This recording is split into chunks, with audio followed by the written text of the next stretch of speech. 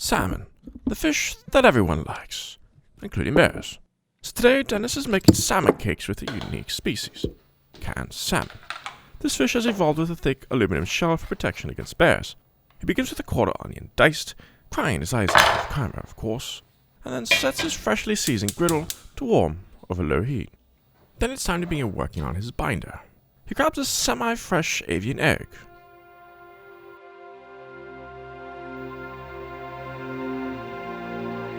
Into the bowl it goes, shell and all. He needs a total of 2.5 eggs, and there are only 2 ways to achieve that. The first is with a sharp knife and a steady hand. Since he is rudely interrupted, he cleans, because ants and bears. Using the second method, he cracks the egg into a small bowl, scrambles it with elegance, and pours half into his main bowl, because 2 eggs plus half of 1 equals 2.5 eggs. A quick stir and he moves on to the spices. Order matters not, but he begins with a bit of stubborn Spanish paprika, some garlic powder, salt, and since he has some on hand, white pepper. Once well combined, he sets it aside and brings in his key ingredient, the rather common spineless, skinless, aluminum-shelled Alaskan salmon.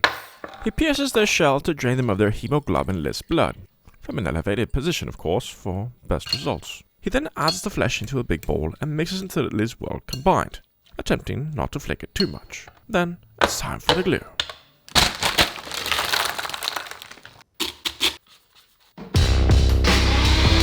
He pulverizes 50 grams of pork rinds and adds it to the mixture, and of course mixes until it's well combined. Then, after it's done, he saunters over to the stovetop where he checks the heat, adds a bit of oil, and a rather large knob of butter.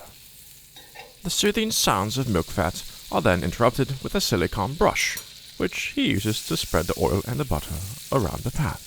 Then, using a 1990s ice cream scoop, he measures out a rather consistent amount of the meat. He places it to his hand, working with the gracefulness of a Renaissance sculptor, and forms it into a non-regulation sized hockey puck that no good Canadian or the NHL would approve of. However, a masterpiece. Boop. He then gently places it into the griddle, using his gloveless paws to move it around and ensure they are well coated in oil. Raising the heat to medium-low, he gives each patty a little love squeeze to get some crispy goodness.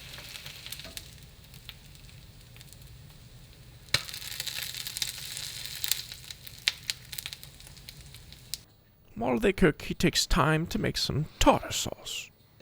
He begins with a blender cup, and to this, he adds some rather stubborn factory-made mayo, because he's lazy. Some Dijon mustard, rice wine vinegar, pickles, capers, salt, and of course, black pepper. He caps it with a Mad Max cap, or tries to, and takes it to the pulverizer for blending.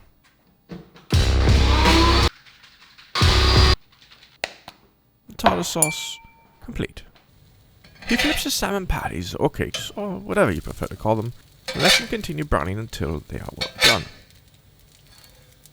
Or he attempts to flip them. There we go. After a few minutes, he checks if they're ready to his liking, which they are. Using a swift motion, he removes them and begins the final step.